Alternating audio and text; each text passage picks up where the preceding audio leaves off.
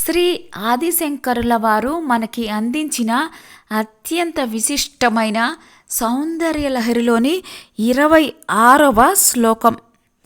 విరించిః పంచత్వం వ్రజతి హరి రాప్నోతి విరతిం వినాశం కీనాసో భజతి ధనదో యాతి నిధనం వితంద్రి మాహేంద్రి వితతిరపి సమ్మీలిత దృశా మహా సంహారేస్మిన్ విహరతి సతి త్వత్పతి రసౌ.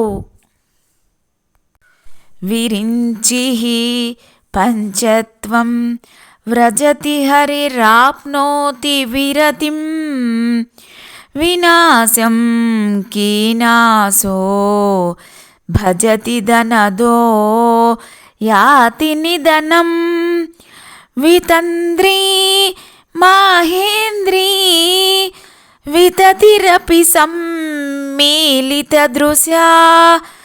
మహాసంహారేస్మిన్ విహరతి సతి త్వత్పతిరసౌ.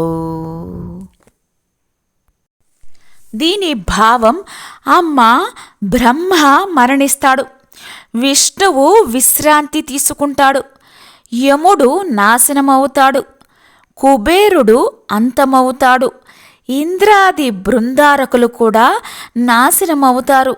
కానీ ఈ మహా సంసారంలో నీ పతిదేవుడకు సదాశివుడు మాత్రం విహరిస్తూ ఉంటాడు.